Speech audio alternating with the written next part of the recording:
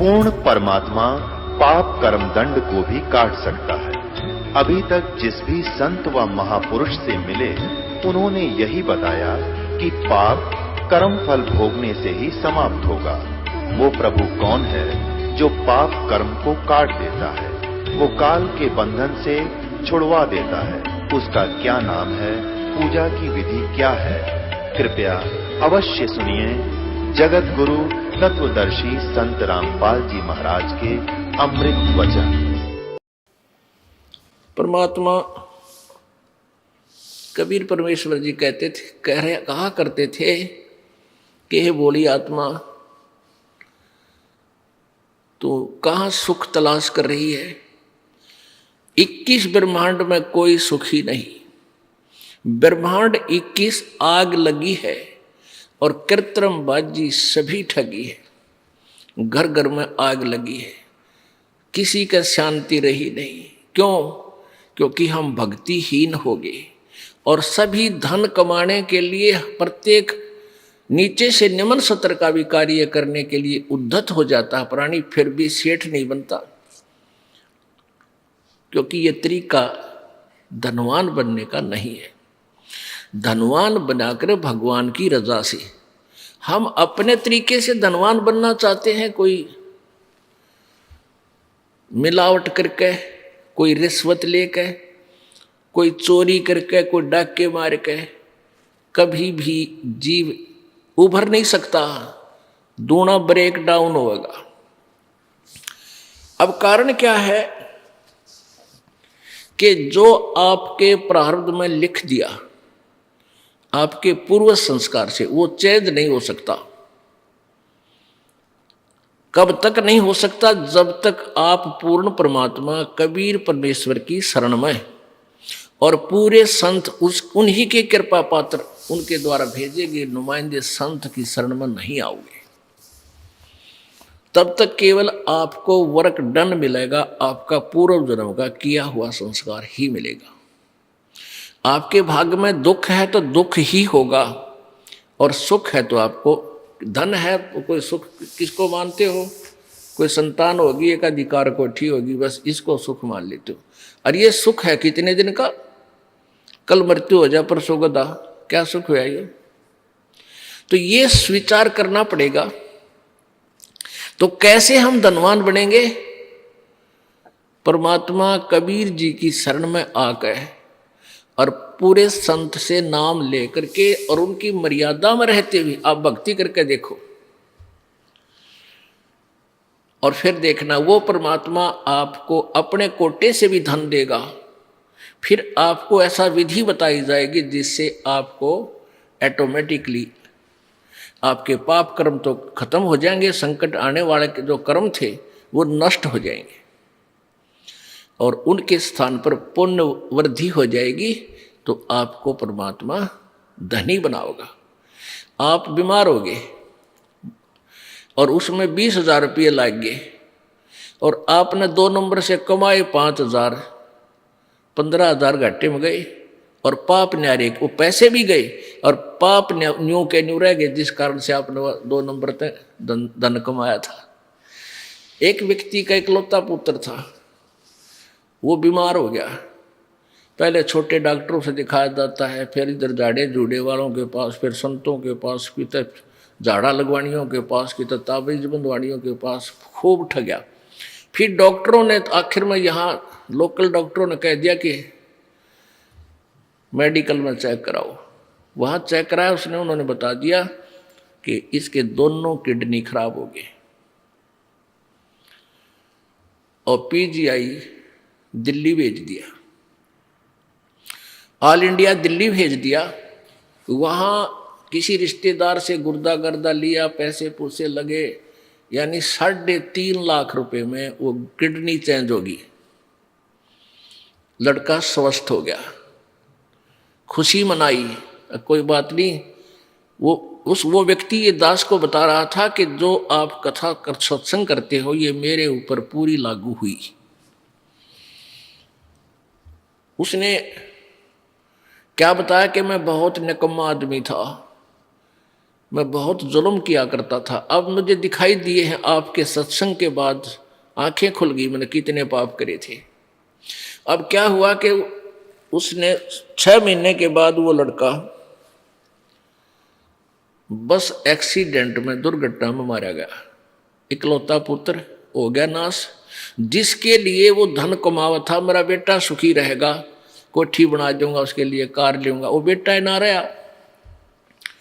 और जिस विधि से उसने धन कमाना चाहा था, वह पाप न्यों के न्यों रह गए।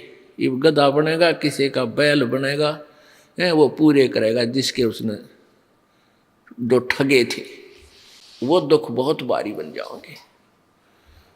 उसने बताया था कि मेरा जो धंधा था कैसेटों का था, प्रहार में शुरू में ये कैसेट चाली थी, जो 32 रुपये की कैसेट मिला करती है, 10 भी लाया करता, आज से 20 वर्ष पहले 32 रुपये की। और ऊपर मार्का होता सोनी का और माल होता उसमें डुप्लीकेट, वो रिफल। कहता वो काम करा करता मैं, मुझे वो कैसेट इंक्लूडिंग उसके कवर और रिफल के थोक के बात ले आता 2 रुपये में पड़ा करती है, और मैं 32 रुपये लिया करता, 30 रुपये, 32 रुपये, 35 रुपये, जिसा जैसा दाव लग गया। और कुछ ही दिनों में मेरे पास खूब पैसा हो गया। अब मैंने एस्टीमेट लगाया कि 2.5 लाख रुपये कमाए थे मैंने 5 साल में, और 1 महीने के अंदर 3.5 महीने, 1.5 महीने के अंदर 3.5 लाख रुपये मेरे बर्बाद हो गए, कर्जा और हो गया। और इस दास ने बताया कि ये पाप तेरे ऊपर न्यों के न्यों रह गए, ये भोगने बेटा बाकी है, पैसा रहा नहीं। फिर उस प्यारी आत्मा ने उपदेश लिया, अपना कल्याण करवाया कि परमात्मा कबीर जी की शरण माने से ठीक आपसे पहले जो हुआ सो हुआ, पर आगे गलती मत करना, आपके पाप नाश हो जाएंगे। जब ही सतनाम हृदय धरो, भयो पाप को नाश, जैसे चिंगारी अग्नि की पड़ी पुराने घासे। अब परमात्मा क्या बताना चाहते हैं, यदि तुमने धनी भी बनना है तो भी मेरी शरण में आओ, कबीर जी कहते हैं, फिर तुम्हें यहाँ का धन भी दूंगा। जैसे विभीषण जी ने और मंदोदरी जी ने, कबीर परमेश्वर जब मुनिंदर नाम से आए हुए थे, उनके उपदेशों को ग्रहण किया था। उन्होंने उस कबीर परमेश्वर यानी मुनिंदर जी रूप में आए, त्रेता युग में परमेश्वर से उपदेश लिया था और भक्ति की थी, जैसा उन्होंने बताया, मर्यादा में रहे थे। जिस लंका को रावण ने घोर तपस्याएं करके प्राप्त किया था, वो लंका श्री शिव जी की साधना करके सिद्धि रिद्धि प्राप्त की थी। उस लंका को रावण नहीं रख सका, वो विभीषण को मिली। उस कबीर परमेश्वर के उपासक विभीषण वहां का राजा बनाया प्रभु ने। कहते हैं जय तुझे राजपाट भी चाहिए, अमरा धर ले ध्यान, ये बकवाद छोड़ दे। परमात्मा कहते मनहु मनोरथ छोड़ दे, तेरा किया ना हो, और जब पानी में घी निकले तो लूखा खावा ना कोई नहीं खावा लूखा, जाए पानी में बिलोए तो घी निकलता होता है। इन बकवाद्या तो सुख होता हो या धनी होता हो, कोई ना करके खावे। एक चोर था, वो चोरी करता था। एक भक्त किसान था। परमेश्वर कबीर जी आते रहते हैं रूपांतर करके। एक जीवन तो वो अपना वैसे जीते हैं और समय समय कहीं कहीं प्रगट होकर 10-20 वर्ष कहीं रह गए, 10-20 वर्ष कहीं रह गए, अपनी प्यारी आत्माओं को फिर से भक्ति से सैचुरेट करते रहते। तो वो रूपांतर करके प्रभु आए हुए थे, गुरु रूप में, संत रूप में विराजमान थे। उनका शिष्य था एक किसान। जब उसने उपदेश लिया ही था, कुछ दिन के बाद वो बहुत निर्धन था। उसके पास एक ही बैल था खेती करने के लिए, और उस बैल को उस चोर ने चुरा लिया, एक चोर ने। अब चोर ने वो मान लिया 100 रुपये का बैल था, बेच उसने तो जितने पैसे मिल जाए उतने ठीक, कौन सा मोल ला रखा था, वो बेच दिया 30-35 का, और खाए पिए मौज उड़ाई। पुराने समय की बात है। अब उसमें 100 रुपये का आज 10,000 का बैल, इतनी तुलना समझ लो।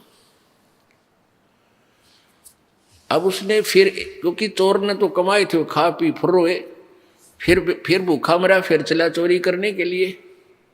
घूमता घूमता उसी साइड चला गया। उसने देखा ऐसे झांक के, उसी पहले वाले जिसका एक बैल चुरा के ले गया था, उसने देखा ऊपर से झांक के उसके 2 बैल, बहुत सुंदर मजबूत तगड़े तगड़े 2 बैल थे। उस चोर ने उसके 2 और चुरा लिए, उसी के 2 और चुरा के चला गया। उसने ये सोचा कि ये आदमी हाउला भी ना करता, ना कि तब पुलिस रिपोर्ट करता, ये सीधा सा आदमी है, इसके के चुरा ले। अब उसने वो भी साल 2 वर्ष में खा पी कर बर्बाद किए। फिर वो उसी क्षेत्र में आ रहा था, उन्हें सोचा उसका तो नाश हो लिया होगा, उसके पास तो होगा ही नहीं। फिर भी किसी और के चोरी करने के लिए चला, रास्ते में वही घर पड़ा था। फिर झांक कर देखा उसने, क्या देखा कि उसमें 4 बैल थे। 4 बैल, एक तगड़े तगड़े खगड़ जैसे। अब उस चोर ने तो पेट पकड़ लिया, रे तेरा गजब हो, मैं इसके 3 बैल चुरा ले गया, मेरा तो नाश हो गया, मेरे पास तो चवन्नी नहीं, इसके 4 बैल आ गए। भाई इस आदमी से तो पूछना चाहिए के जादू जंत्र जाना है ऐसा। तब उसने क्या किया, वो किसान, गर्मियों के दिन थे, किसान बाहर सो रहा था अपने आंगन में, बैल साइड में बंधे हुए थे। उस चोर ने वो किसान उठाया। किसान कहने लगा, भाई कौन है तू, मुझे सोने। वो बोला, मैं चोर हूं। किसान बोला, भाई मुझे सोने दे, सारा दिन खेत में काम किया, नींद आवे है, तू अपना काम कर और मुझे निंद्रा लेने दे। तू कर ले अपना काम, चोर है तो कर चोरी, तेरा काम चोरी करना है, मुझे डिस्टर्ब मत करे। अब वो चोर कहता है, भले मानस हुआ, चोरी है तो ना होती मेरे भाई भी, या चोरी ना हो रही मेरे से, एक बार उठ मेरा भाई। उसके पैर पकड़े, माथा टेक कर, तो खड़ा हो, एक बार उठ लिया। क्या बात भाई भगत जी बता। और चोर कहने लगा, भाई एक बात बता, मैंने मार दिए थे, छोड़िए भाई, साची बताऊंगा आज। तेरा मैं चोर हूं, तेरा पहला बैल भी मैं चुरा के ले गया था, और तेरे 2 बैल बंदे पाए, और वो 2 भी मैं चुरा ले गया। आज तेरे 4 बैल है, मेरा नाश हो लिया नो का नो। बालक भी बीमार, किसी का कुछ हो रहा, हर पैसा मेरे पास नहीं। भाई ये क्या कारण है, ये कौन सा जंतर मंत्र तेरे पास है, मुझे भी बता दे। किसान बोला, भाई जंतर मंत्र तेरे पर हो को ना, तेरी आदत बिगड़ेगी, क्यों चोरी करके जो खा लेगा उस पर काम ना बने। नो बोला, भाई मैं कति काम जो तू कहेगा मैं वह कर लूंगा। तो उसने कहा, भले मानस, भले पुरुष, यदि चोरी करके 2 नंबर तक कोई सेठ हो तो फिर कौन करके खावे, सारी चोरी करने लग जावे। आप भाई एक शर्त है, आप हमारे गुरु जी के पास चलो, उपदेश ले लो और ये बुराई छोड़ दो। 1 साल में 2 वर्ष में तुझे दिखा दूंगा, तेरे ठाठ होए, भगवान सब कुछ कर सकता है। वो कहने लगा, भाई जैसे तू कहेगा मैं ऐसे कर लूंगा। अगले दिन काम छोड़ दिया उस किसान ने, खेत नहीं जोता। उस दिन उसको नवाया धोया, खाना खा और चल सतगुरु के पास चलेंगे। उसने सारी बता दी।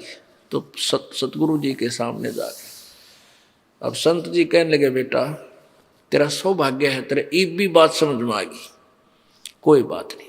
फिर वो ज्ञान सुना, रोने लग गया। वो चोर के है, भगवान मन तो घने पाप कर दिए इस पापी के, तो कभी ये पाप भी समाप्त हो जाएंगे। उसने क्या बताया चोर ने कि एक व्यक्ति,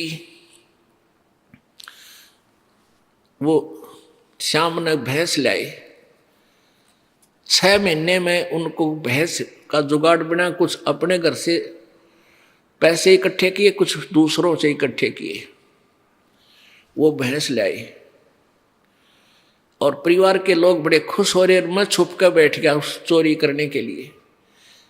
वो बच्चे कह रहे थे माता पिता से कि बहुत दिनों में दूध हुआ है, मेरी दही रखना, मैं मक्खन खाऊंगा, मैं ऐसे करूंगा, और बड़े खुशी मना रहे। रात में मैं चोरी कर ले गया उसको। अब क्या बीती होगी उन परिवार के सदस्यों के साथ, तो सुबह हाहाकार मची होगी। तो ये पाप परमात्मा मेरे कट जाएंगे। प्रभु बोले, गुरुदेव बोले, बेटा ठीक है, अनजाने में ये प्राणी ना जाने कितनी गलतियां कर देता है, पर उपदेश ले, आज के बाद पाप मत करिए, नहीं फिर अक्षमा नहीं होगा। दोनों कान पकड़ दिए जी, फिर चोरी नहीं करूंगा। फिर उसने कहा जा उपदेश ले और भक्ति कर बेटा, देख रंग भगवान के कुछ दिनों में। अब उसके बच्चे बीमार थे, उधर से चोरी करके ले जा, उन बच्चा में लाग जा, एक अंधा हो रहा है, एक की टांग पैरालाइसिस हो रहा, इस तरह बुरा हाल उसका।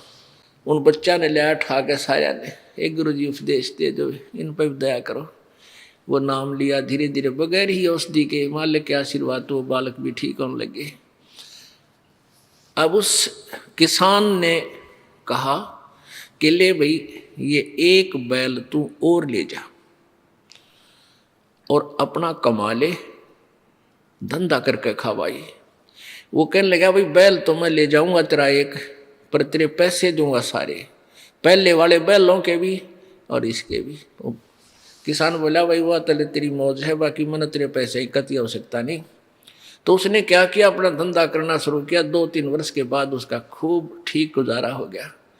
तो 3 बैलों के पैसे, 4 बैलों के पैसे लेकर उस किसान के पास आया।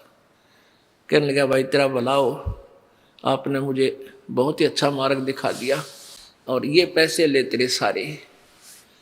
उससे किसान बोला भाई मेरे को पैसे मेरे परमात्मा ने दे दिए थे, 4 बैल बांध दिए मेरे।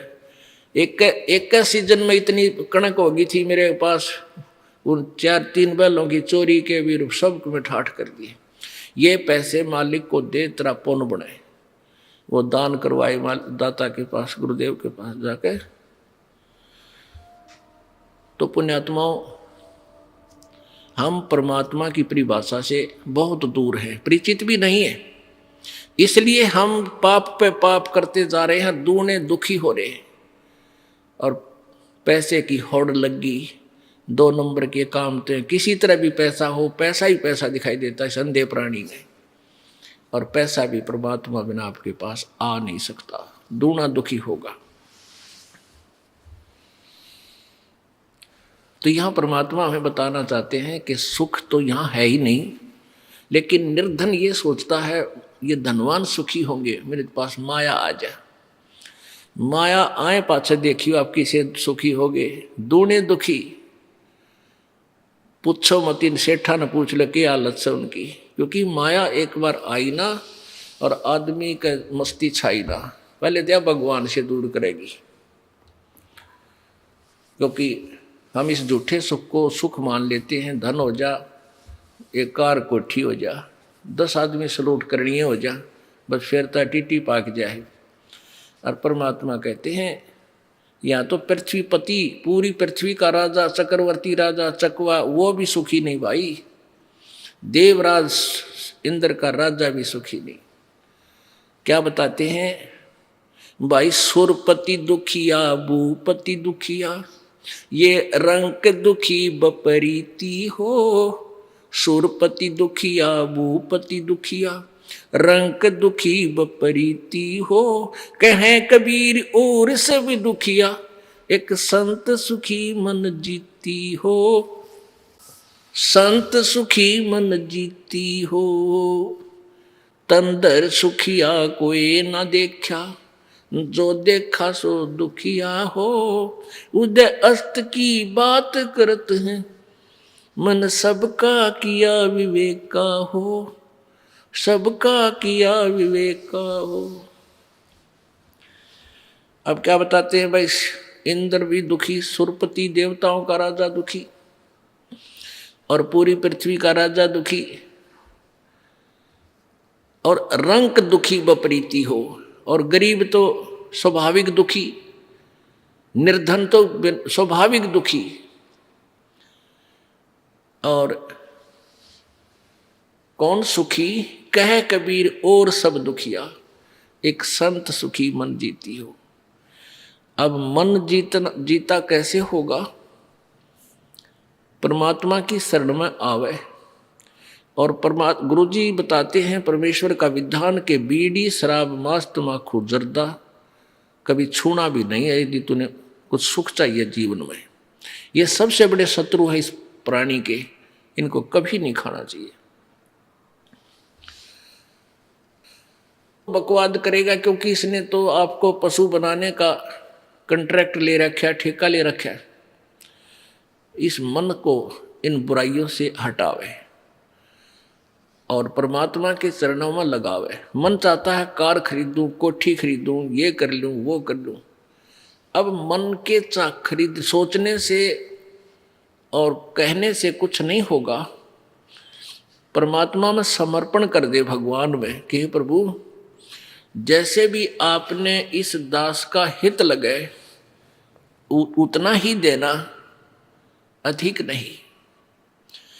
और फिर परमात्मा कहते हैं जैसे आज दिन में उदाहरण आपको सुनाया था कि साईं इतना दीजिए जिसमें कुटुंब समावे, कल 2 सत्संग में सुनाया था आपको।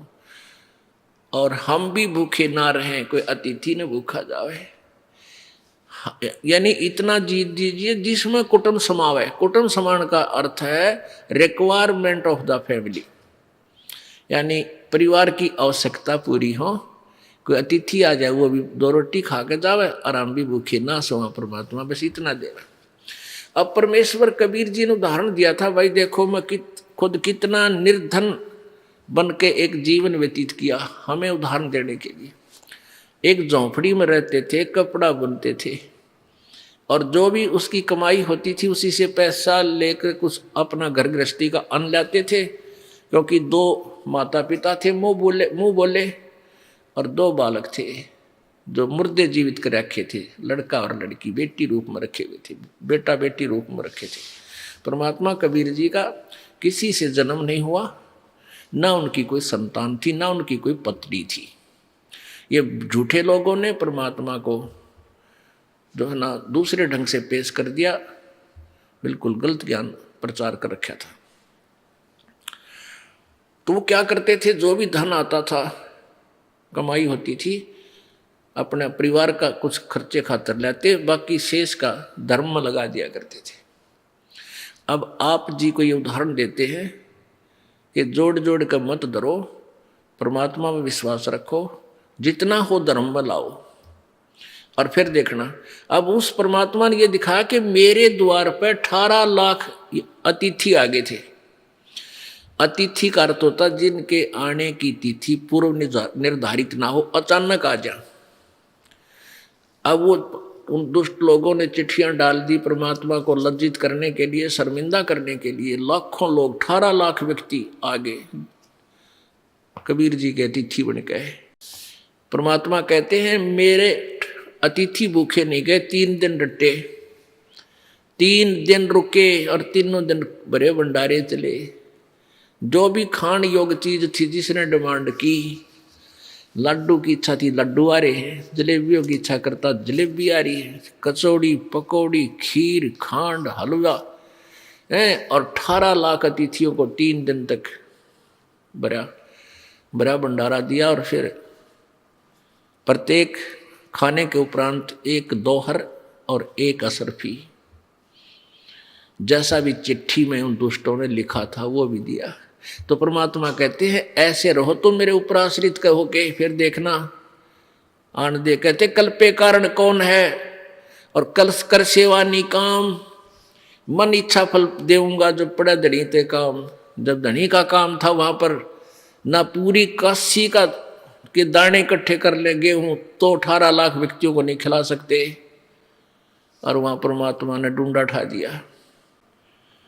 अब मन जीती का अर्थ है कि गुरुजी के वचन पर डट जा। गुरुजी कहते हैं ये बुराई मत करो, तुरंत त्याग दो, ये भक्ति करो, हाथ से जितना पुण्य हो सके अवश्य करो।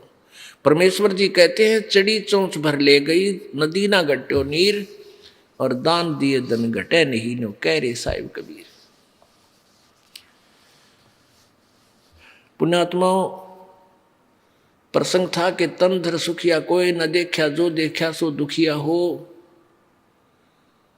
और उदय अस्त की बात करे मन सबका किया विवेका हो। जो चक्रवर्ती राजा उदयस्थ, जिसके राज्य में सूर्य अस्त ही नहीं होता, उदय जहाँ होता है और अस्त जहाँ होता है, यानी पूरी पृथ्वी का शासन जिसके पास है, वो इंसान भी कभी सुखी नहीं हो सकता जो भक्त नहीं है, जो सच्चा भक्त नहीं है, सच भक्ति नहीं कर रहा है, पूरे संत की शरण में नहीं है, तो फिर कहाँ सुख है। तो परमात्मा कहते हैं मन तू सुख के सागर बस रे भाई और न ऐसा यस रे, मन तू सुख के सागर बस रे भाई और न ऐसा यस रे। यहां मान लीजिए पूरी पृथ्वी का राजा है, तेरी बड़ी महिमा हो रही है, ठाठ हो रही है, दुनिया तेरे गुण गा रही है। एक मानधाता चक्रवर्ती राजा था और उसने पूरी पृथ्वी के ऊपर अपने शासन की जांच करने के लिए कि कोई छोटा राजा मेरा विरोधी तो नहीं बन गया है, एक घोड़ा छोड़ा था कि इस घोड़े जिसने मेरी अधीनी स्वीकार नहीं है वो इस घोड़े को पकड़ कर बांध ले और युद्ध के लिए तैयार हो जा। 72 अक्षौणी सेना राजा मानधाता चक्रवर्ती के पास थी, 72 करोड़। और वो उस घोड़े के गले में एक पंपलेट लिख कर डाल रखा था कि पकड़ने से पहले पढ़ लेना इसमें क्या लिखा हुआ है। तो किसी ने नहीं पकड़ा, पूरी पृथ्वी में घोड़ा घूमया। तो चुनक ऋषि था एक, ये काल का उपासक, उसने वो घोड़ा पकड़ दिया और मानधाता चक्रवर्ती ने 72 करोड़ सेना के 4 पार्ट बनाए, 18-18 करोड़ के। एक पार्ट भेज दिया, एक टुकड़ी भेज दी 18 करोड़ की। उधर से ऋषि चुनक ऋषि ने पूरे जीवन की अपनी कमाई से 4 एटम बम बना लिए, पुतली बोल रहे हैं उनको, ऐसे 4, एक पुतली छोड़ दी, 18 करोड़ का नाश कर दिया सेना का, दूसरी छोड़ दी। कहने का भाव ये है कि वो पृथ्वीपति दुर्गति को प्राप्त होकर मृत्यु को प्राप्त हो।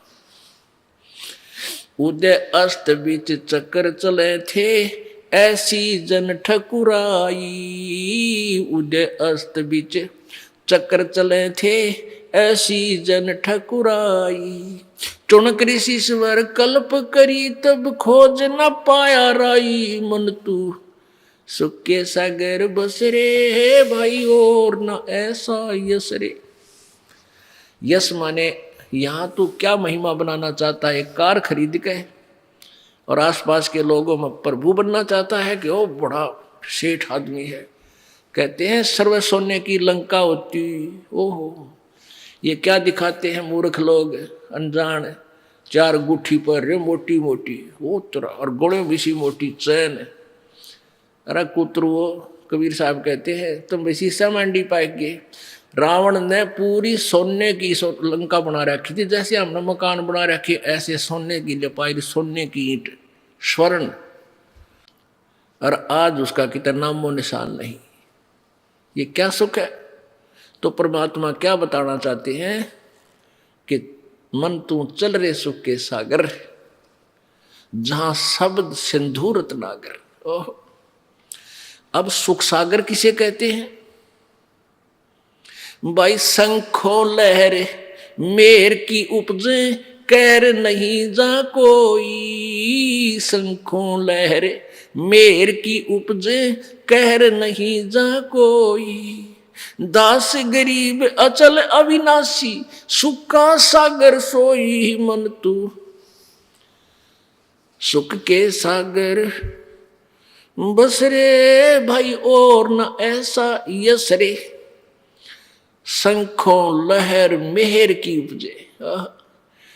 एक समय कभी कभी आप एकांत में बैठे हो, एक ऐसी हिलोर उठती है अंदर से, इतना आत्मा निर्मल बन जाता है कि दुश्मन भी दुश्मन नहीं लगता, उसके प्रति भी प्यार भाव बन जाता है, उसके ऊपर भी रहम बन जाता है। लेकिन वह होती है थोड़ी सी देर की, उसके बाद फिर वही कैर की लहर उसने ये कर दूंगा, उसको ऐसा केस करूंगा, ऐसा हो गया, लड़का बीमार हो गया, बेटी दुखी हो रही है, पति बटे वो शराब पी रहा है, ऐसा घाटा हो गया, उसमें न्यू हो गया। यानी कोई ना कोई 100 प्रकार की वह कहर की लहर शुरू होगी। और वह मेर की लहर थी, थोड़ी सी देर रुकी थी। कहते वहां सतलोक के अंदर जाके, जहां से तू आया है बावले, ए भोले प्राणी, जहां तू रहता था, जिस सुख को तू तलाश कर रहा है वो यहां नहीं है, वो उस सतलोक में है। उस सतलोक के अंदर शंखों लहर मेहर की उपजे और कहर नहीं जा कोई, और दास गरीब अचल अविनाशी और सुख का सागर सोई। वो सदा रहने वाला स्थान है, वो शाश्वतम स्थान है सतलोक। गीता जी अध्याय नंबर 18 के श्लोक 62 में कहा कि अर्जुन, गीता ज्ञानदाता कह रहा किसी और भगवान परमेश्वर की शरण में जाने से को, कि हे अर्जुन तू सर्वभाव से उस परमेश्वर की शरण में जा जिसकी कृपा से तू परम शांति और सनातन परम धाम को प्राप्त होगा। ओह, परम शांति को प्राप्त होगा और शाश्वतम स्थानम, शाश्वत माने सदा रहने वाला, कभी नाश ना हो जिसका। अब ब्रह्मलोक तक तो सारे नाश हुआ, 21 ब्रह्मांड का नाश, 7 संग ब्रह्मांड का नाश, लेकिन सतलोक, अलखलोक, अगम लोक, अनामी लोक, उन लोकों का कभी भी नाश नहीं होता। तो उस वहां चलने के लिए परमात्मा कहते हैं जहां तुम रहा करते थे, और वहां जाकर तुम्हें सुख होगा। वह ना तो जाड़ पड़वाणी कि बुढ़ापा नहीं आवे, ना आंख बनवाणी, ना बीपी हाई हो, ना लो हो। ये 5 तत्व का पुतला नहीं है वहां पर। वहां तो एक नूरी शरीर है, एक तत्व का, असनाविरम शुक्रम अकायम। ओह, वहां परमेश्वर का भी शरीर ऐसा ही है, नूर का है, अपना भी नूर का है। अब जैसे ये पारखी है कबीर पंथ में, पारखी बने हुए हैं कबीर साहिब के पंथ में, कबीर जी का नाम लेकर पंथ चलाते हैं और पारखी नाम रख रखा है, पारख सिद्धांत। वो कहते हैं कि परमात्मा कोई नहीं है, ये जीव ही भगवान है, यही प्रभु है, जीव खुद ही सृष्टा है। अब पुण्य आत्माओं, आत्मा, और फिर नाम रखा परमात्मा। परमात्मा शब्द क्यों बोलते हो फिर तुम? यानी कोई श्रेष्ठ आत्मा भी है, जो सबसे श्रेष्ठ आत्मा है, हमसे उत्कृष्ट आत्मा है, वो हमारा स्वामी है। एक आत्मा और परमात्मा। तो आत्मा का वहां शरीर जो है इतना नूर का है, इतनी चमक है, जैसे ये 5 तत्वों से बना है शरीर। और इस 5 तत्व कौन से हैं? ये अग्नि, वायु और ये जल, पृथ्वी, आकाश। और इसमें कोई सा नहीं दिखता, नजर आओ आपने कितना नहीं। इसी प्रकार वहां सतलोक के अंदर एक नूरी शरीर है, तेज, एक तेज तत्व से, और उससे इतना सुंदर शरीर बनता है, मुलायम सा, और ना वो कभी ओल्ड होता, बूढ़ा नहीं होता, सदा युवा रहता है। और उसमें ना बीपी हाई हुआ ना लो हुआ, क्योंकि वो ब्लड से बना हुआ नहीं है। तो ऐसा ही परमेश्वर का शरीर है, वो परमात्मा है। उनका इतना तेज है सूर्य का, उनके शरीर में इतना तेज है, वो इतने सर्वशक्तिमान शक्तिशाली है। हमारा इतना तेज है, 16 सूर्य जिसका प्रकाश होता है, इतना तो एक आत्मा का शरीर है।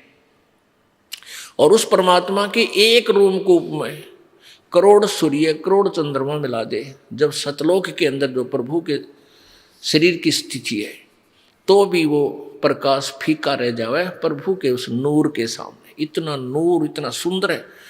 मतलब जैसे कहा अगर ना किसी लड़के बहन भाई को देखे कि भी इतना कितना नूर है इसके चेहरे पे, यानी कितना सुंदर है, कितनी चमक है इसकी, तो ऐसे वो परमात्मा के शरीर की चमक है।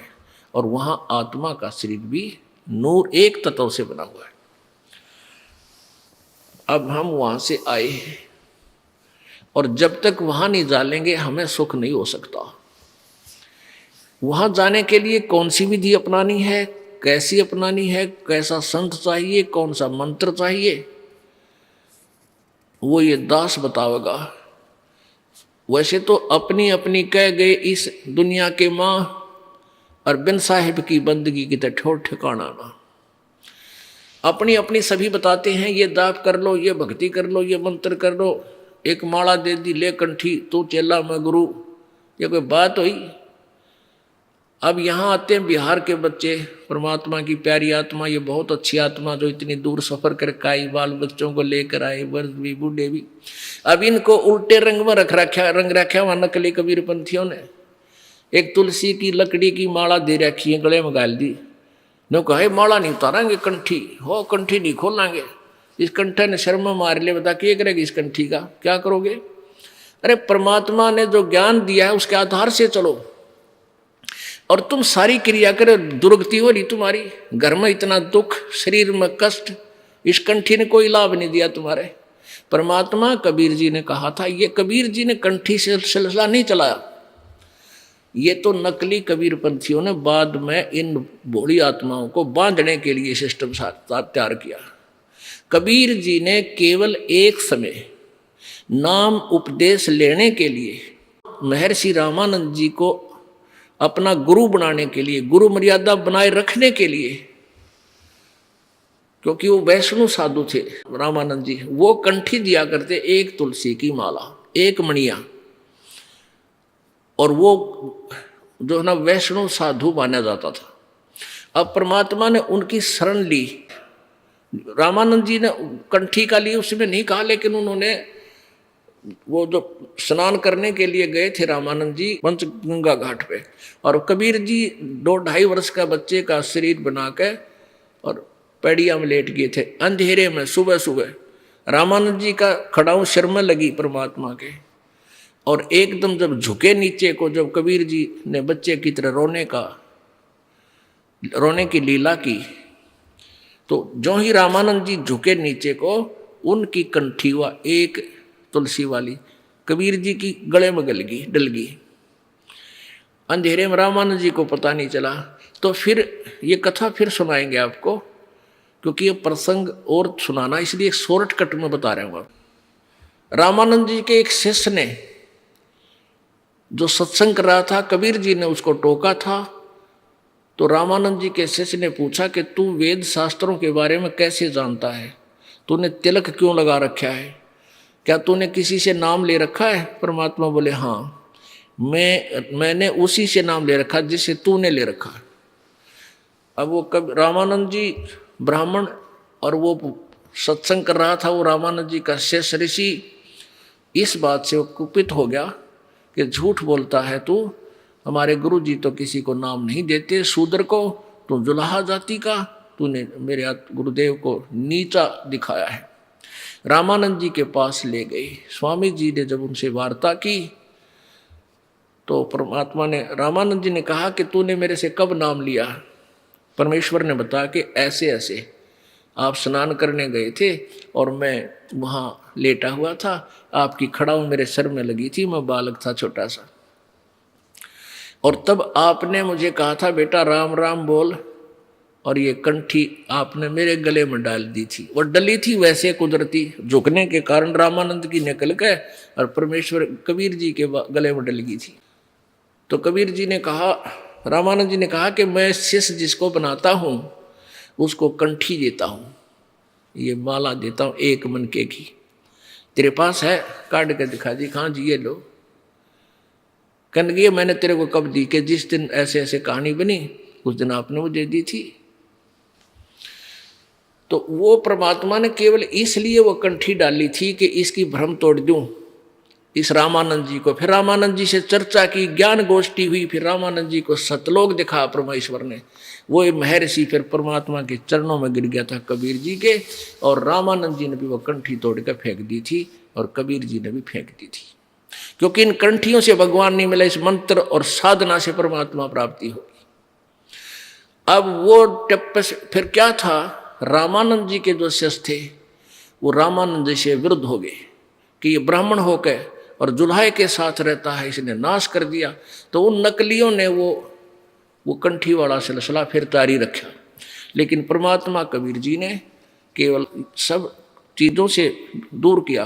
परमात्मा ने कहा कंठी माला सुमरनी सभी सिलसिला मेट, इन सब को भूल जा। और माला तो आपने, अब जैसे आप आरती में पढ़ते हो, आप संध्या आरती में पढ़ते हो तत् का तिलक और ध्यान की धोती, ये मालाएं हमारी हैं, ये हमारे गहने हैं, एक भक्त के होने चाहिए। और परमात्मा ने कभी भी ऐसा तेज की आरती तेज का आगे, तेज का भोग तेज को लागे, तेज पखावज तेज ही बाचे, तेज ही नाचे तेज ही गावे, तेज का थाल तेज की बाती, तेज का पुष्प तेज की पाती, तेज के आगे तेज विराजे, कह कबीरा आरती साजे। अदली आरती अदल समोई, निर्भय पद में मिलना होई, दिल का दीप पवन की बाती, और चित्त का चंदन पांचों पाती, तत् का तिलक ध्यान की धोती, और मन की माला अजप्पा ज्योति। ये हाथ में माला लेकर जाप करना, इसको भी मालिक ये कहते हैं इसकी कोई आवश्यकता नहीं। फिर भी क्योंकि हम जैसे बच्चे को पहले क ख सिखाते हैं तो तख्ती पर लिखकर, फट्टी पर लिखकर सिखाया करते थे, अब ऐसे सिखाते हैं। तो यहाँ परमात्मा कहते हैं कि तत् का तिलक और ध्यान की धोती, तत् का तिलक यानी इस तिलक को लाने के लिए नहीं कहा कि आपके पास तत्व ज्ञान हो, और तत्व ज्ञान आप जब भी बोलोगे तुरंत प्रकट हो जाएगा, ये तेरा तिलक है। और ध्यान की धोती मन की माला, गले में डालने से कोई लाभ नहीं, जैसे मन है इसको परमात्मा के नाम पर लगाए रख, और इसको दिन रात इसके संबंधित जोड़े रख, ये वास्तविक माला है। तो ये परमात्मा हमें यही बताना चाहते थे कि तुम जो साधनाएं कर रहे हो इनसे कोई लाभ नहीं होगा, और कोई विकार नहीं छोड़ रखा उन कबीर पंथियों ने। सारे जर्दा खावें, बीड़ी पीवें हैं, और तम्बाकू खावें और पूजा, क्योंकि उनसे लाभ तो होना नहीं कोई। अब जैसे ये दास इस हरियाणा में यही इसी तरह के तम्बाकू और शराब यहाँ भी एक नंबर पर है, खूब पीवे हैं, तम्बाकू भी खाते हैं। लेकिन जब इन बच्चों को परमात्मा की प्यारी आत्माओं को ये ज्ञान होगा कि बुराई है और हमारे बंधन का कारण है, तो तुरंत छोड़ देंगे। देखा देखी बुराई लगाई है, वो पी रहा है मैं भी पी लूँ, ले पी ले। वो पीने वाला, एक पीने वाला 200 ने आदत खराब करेगा। अब हमारे बच्चे उनको त्याग रहे हैं, सभी मेरे जो दास के अनुयायी हैं, परमेश्वर कबीर जी के सेवक हैं, ये अब सब बुराई त्याग देते हैं। इनको पता है कि भगवान चाहिए तो त्यागना पड़ेगा, ना तो मर कुएं में पड़ गए, फिर कोई लाभ नहीं होगा, हाहाकार मच जाएगी, घर में भी दुख होगा, शरीर में भी कष्ट हो जाएगा। तो ईब 10 बच्चा ने छोड़ी हमारा ने, उन 200 की छुड़वाई।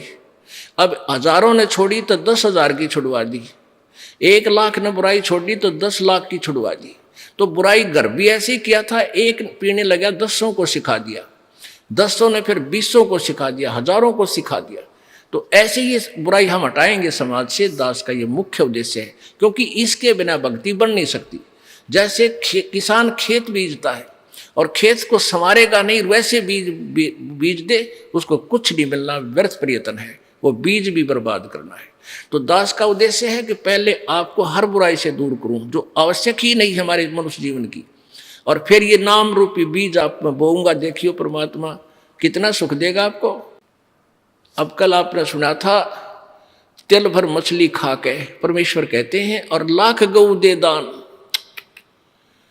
एक गऊ, लागड़ गऊ, दूध वाली गऊ दान देने का बहुत पुण्य लिखा पुराणों में। कहते हैं तिल भर मच्छी यानी मांस खा के, एक तिल जितना, और लाख गऊ दे दान, उससे भी कोई लाभ नहीं होगा तो भी नरक निदान है। ओहो। तो इसी प्रकार परमात्मा कहते हैं जरा सा भी तम्बाकू खा लिया इस नाम लेने के बाद, और बीड़ी सिगरेट पी ली या पान खा लिया जिसमें नशा होता है, तो उसी दिन तेरा भक्ति नष्ट हो जाएगी, ये नाम नहीं रहेगा। अब समझदार व्यक्ति नहीं गलती करेगा। जैसे माता गर्भ को रख यतन बना और ठेस लगे तो छन्न हो तेरी, ऐसे भक्ति जा।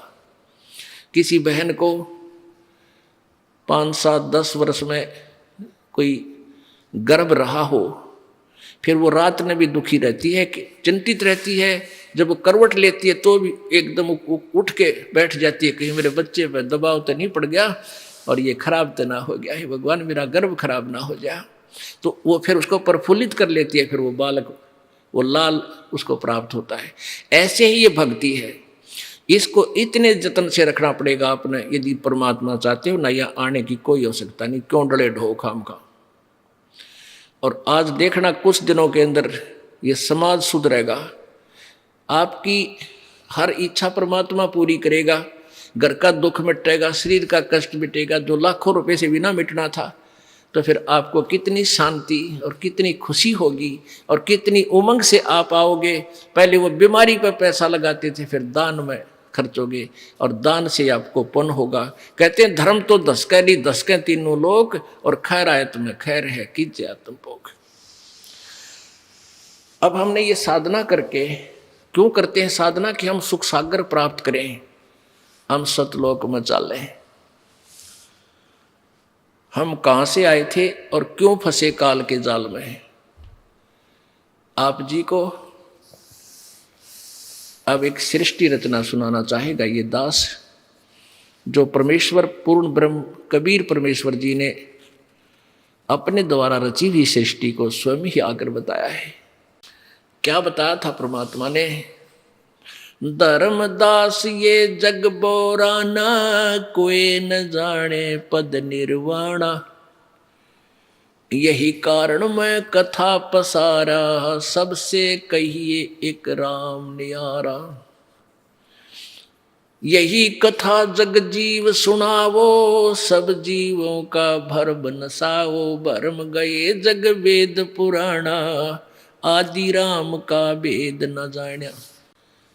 अब 600 वर्ष पहले परमात्मा ने ये कहा था कि धर्मदास अब तुझे मैं ब्रह्मा विष्णु महेश की उत्पत्ति बताता हूं। अब मैं तुमसे कहूं चिताई, और इस तेरे देवन की उत्पत्ति भाई, तेरे तीनों देवताओं का जन्म कैसे हुआ ये बताता हूं।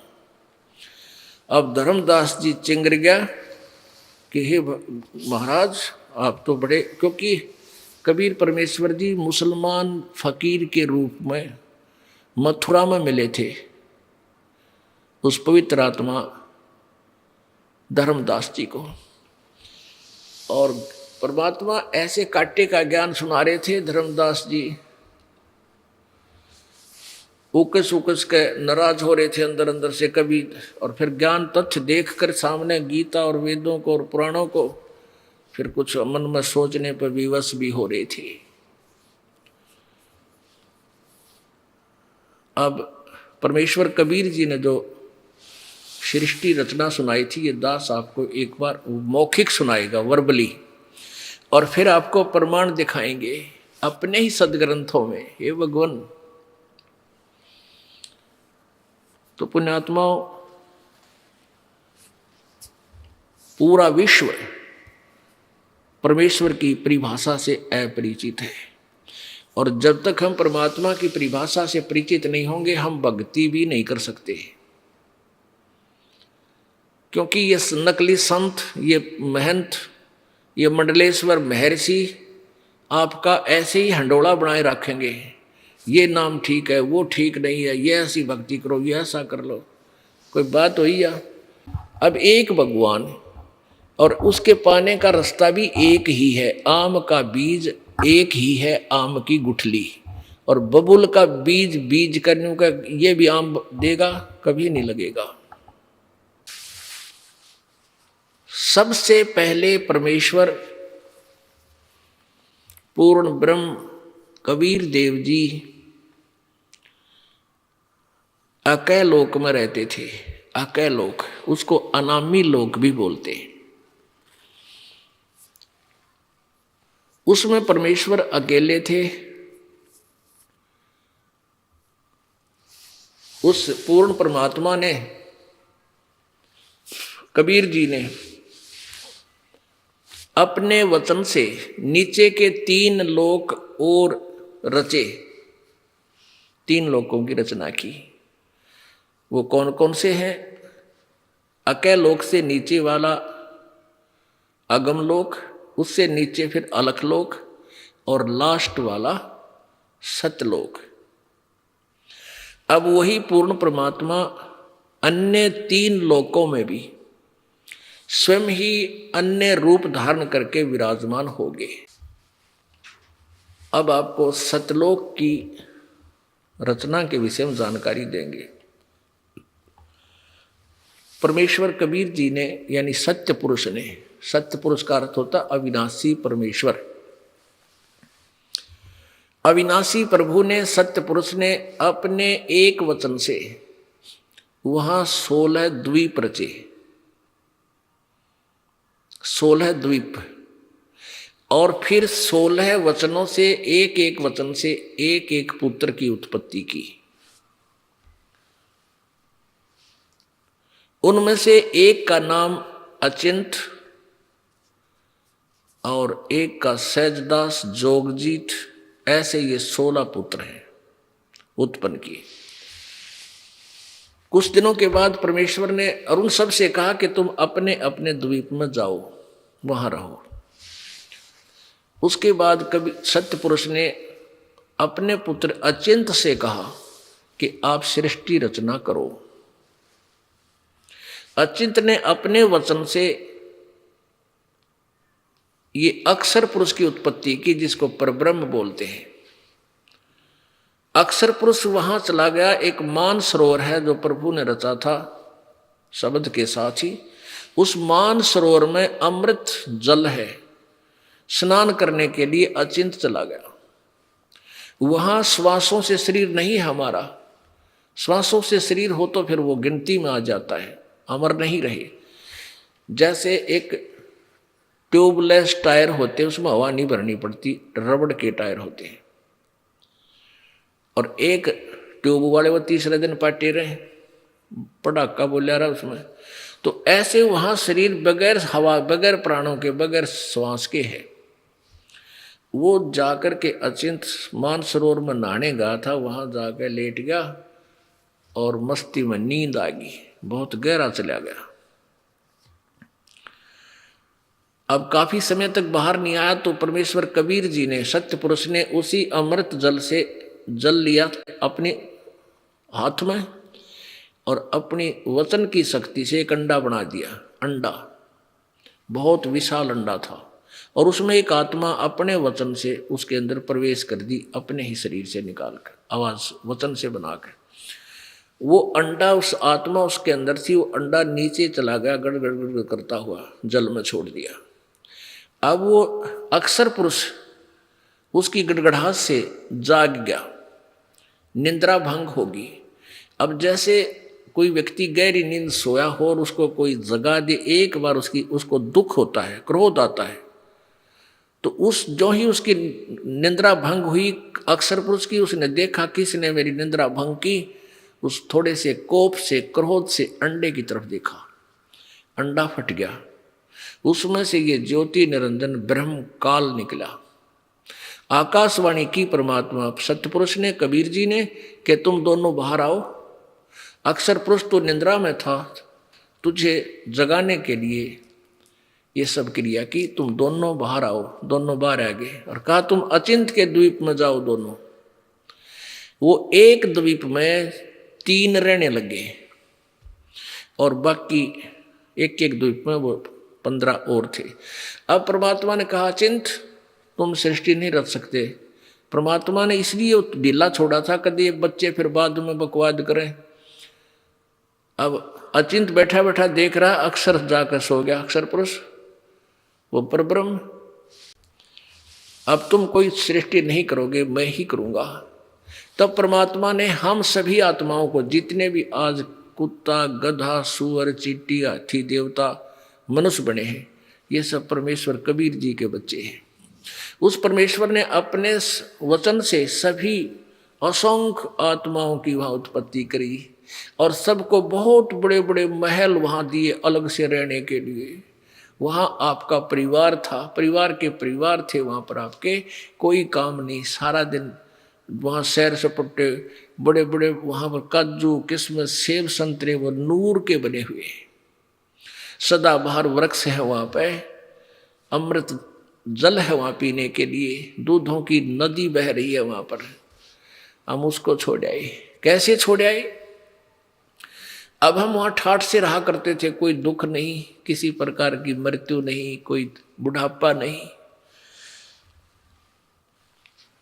अब इस ज्योति निरंजन क्षर पुरुष ने इस काल के मन में आई कि हम तीन एक लोक में, एक द्वीप में, और बाकी सभी मेरे भाई हैं, जितने भी हैं, ये सब अलग अलग द्वीप थे आपके, अलग अलग, बहुत सुंदर, और हम तीन एक द्वीप में। तो इसने सोचा मैं तप करके अलग से राज प्राप्त करूंगा। तप से राज, और राज मदमानम जन्म तीसरे शुक्र समानम। इसने एक पैर पर खड़ा होके तपस्या शुरू कर दी। एक पैर पर खड़ा होकर, और ये 70 युग तक तप करता रहा ऐसे। और हम क्यों फंसे इसके जाल में? हम सभी इसको ऐसे एक टांग पर खड़ा होगा और तपस्या करते हुए देखने लगे, और अंदर में इसके प्रति हमारी प्रेम भावना बन गई को देख कितना एक पैर पर खड़ा हो। वह बीमारी हमारे आज भी विद्यमान है, ये बुराई, ये बीमारी आज भी अपने लगी हुई है। जैसे हीरो और हीरोइन, ये अभिनेता और अभिनेत्री अपने पेट के लिए चटक मटक करते हैं, डांस डूंस करते हैं, अच्छा मेकअप करके और फिल्म बनाते हैं। और ये भोले प्राणी युवा बच्चे उनको देख देख कर का वो मेरा फेवरेट हीरो है, वो मेरा फेवरेट हीरो है। टट्टू के फेवरेट है, बताओ, वह नाचा कूदा अपने पेट के लिए, तुम उसको उसके ऊपर आसक्त हो रहे हो। अब उनमें से कोई भी हीरो या हीरोइन, अभिनेता या अभिनेत्री हिसार में या बरवाला में आ जा, देखे इन जवान बच्चों की वहां समूह कितना कट हो जा, कितने इकट्ठे हो जाएंगे, और नु देखेंगे वो खड़ा इतनी 1 किलोमीटर दूर मंच पर, वो खड़ा, वह खड़ी, देख, और सारा दिन धक्के खा के वापस आ जा। बता के ले आए उसने देख के? तो उसके ऊपर बेमतलब हम आसक्त होने की बीमारी हमारा वहां लगी थी।